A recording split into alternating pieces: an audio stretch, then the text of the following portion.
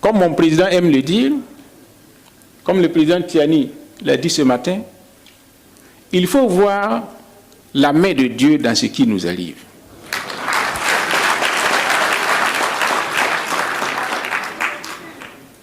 Dieu sait utiliser le mauvais pour une bonne cause.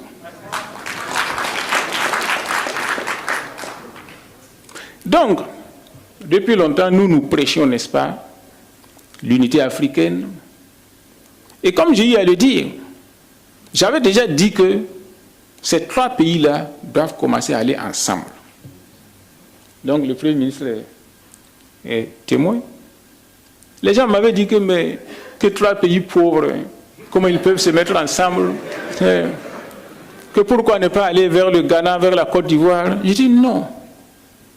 Ceux qui peuvent aller ensemble et rester ensemble, c'est ceux qui sont à peu près du même niveau économique, qui ont la même culture, qui ont les mêmes habitudes vestimentaires, alimentaires. Donc, c'est ça qui peut constituer le socle d'une union d'États. Et quand vous regardez le Mali, le Niger et le Burkina Faso, c'est la même culture, c'est les mêmes habitudes alimentaires, c'est le même niveau de développement. Il n'y a pas un État qui peut prétendre à un impérialisme sur l'autre et vice-versa.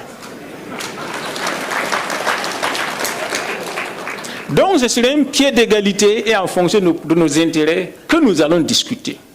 Voilà pourquoi j'avais toujours pressenti que ces pays-là devaient être ensemble.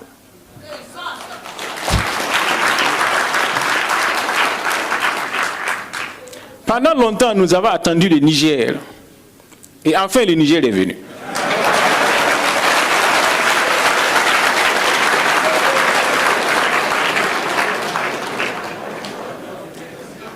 Pendant le FESPACO, j'ai reçu le ministre tchadien de la Culture.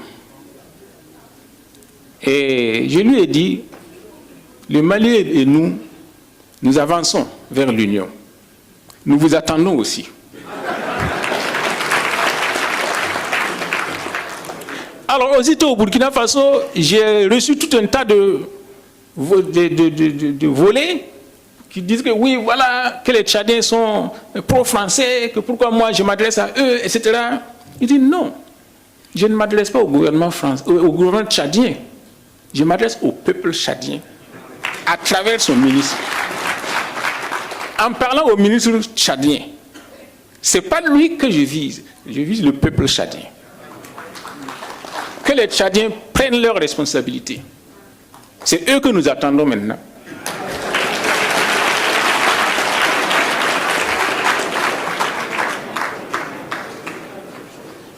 Et donc, ce que je vais vous dire maintenant, c'est quoi? C'est que chez nous, au Burkina Faso, nous sommes en train de réfléchir sur la nouvelle constitution. Notre première constitution, celle de 1959, le premier président est venu avec ça de Paris dans sa poche.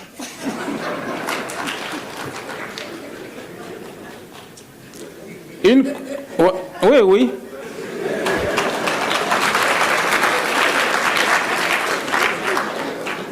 Une constitution rédigée par Michel Debré. La constitution qui prévalait sous Blaise Compaoré a été finalisée par Edmond Jouve, un professeur français. Et on nous amène ça comme notre constitution au Burkina Faso. Comment voulez-vous que ça marche? Donc maintenant, nous sommes en train de réfléchir pour écrire une constitution totalement détachée du format français qui nous a été importé.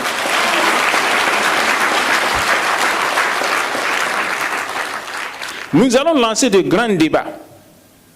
Demander au peuple à la base, comment voulez-vous être gouverné? Voulez-vous un roi? Un président? une présidence tournante, que voulez-vous? Ce sera au peuple de nous dire comment ils veulent être gouvernés. Mais nous ne voulons plus calquer les constitutions françaises qui sont presque les mêmes dans l'Afrique francophone. Comme j'ai eu à le dire, la démocratie est née à Athènes, en Grèce. Et chaque pays occidental actuel a pris exemple sur ça pour l'adapter à son contexte. Pourquoi ils ne veulent pas que nous adaptions aussi la démocratie à notre contexte?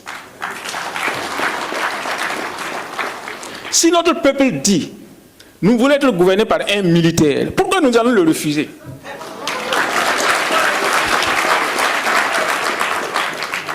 Est-ce que c'est la CEDEAO qui vient nous donner à manger? Est-ce que c'est la CEDEAO qui paye nos militaires? Et pourquoi elle doit avoir son œil sur la façon dont nous devons nous gouverner? Comme j'ai eu à le dire, depuis 2012 que nous sommes confrontés au terrorisme, quelle a été la contribution de la CEDEAO dans chacun de nos pays? Pourquoi elle veut maintenant venir nous dire comment nous devons nous comporter? C'est une question de simple logique.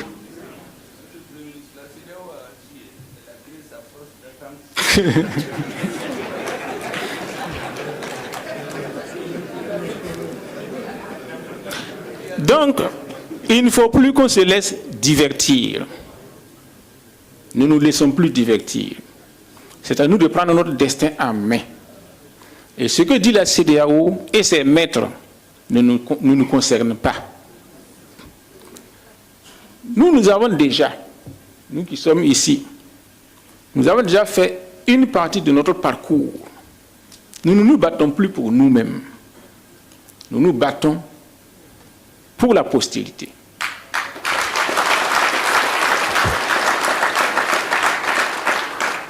Et comme j'ai rappelé ce matin, quand le général Tchiani est venu au pouvoir, nous ne le connaissions pas.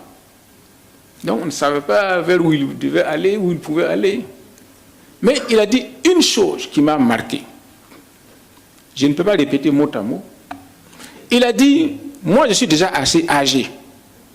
Ma vie ne m'intéresse plus. Je me bats maintenant.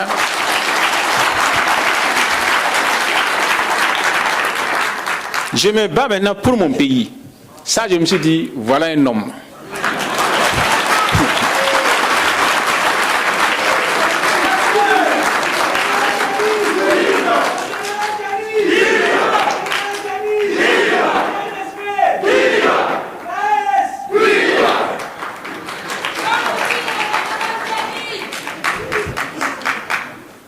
Et c'est la même détermination que j'ai perçue en lui ce matin quand il nous a rencontrés. Ce que je voulais vous dire, ne perdons pas de vue quelque chose. J'ai eu à dire qu'il y a la main de Dieu dans ce qui se passe. C'est pour vous rappeler que tôt ou tard, nous allons repartir vers Dieu. Chacun de nous va mourir. Faisons en sorte que quand nous allons mourir, nous ayons la fierté et le regard ferme devant notre Créateur. Que nous ayons la conscience d'avoir mené une vie utile. À quoi ça sert à un chef d'État d'accumuler des milliards? Nous en avons vu ici, les Mobutu, etc. Où c'est parti? Mieux vaut laisser un idéal, une spiritualité, un sens de vie à la postérité.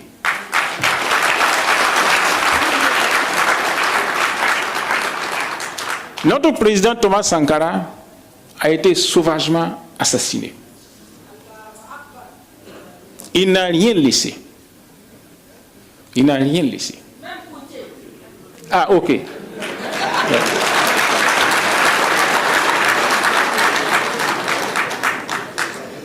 Mais aujourd'hui, son nom traverse toute la planète.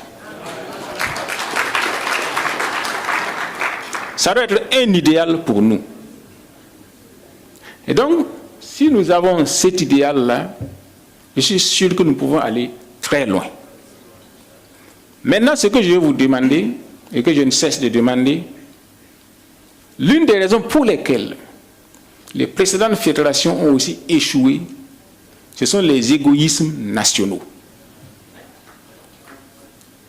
Mettons un terme à ces égoïsmes-là. Ça ne nous mène nulle part.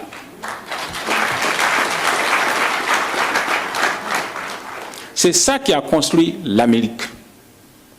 En Amérique, les colons sont venus de partout. Des Allemands, des Anglais, des Italiens.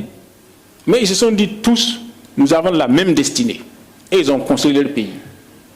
Donc à partir de maintenant, disons-nous, que tu sois du Mali, que tu sois du Niger ou du Burkina, nous avons la même destinée.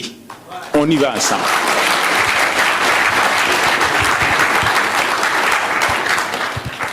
Voilà le message que j'avais à vous dire.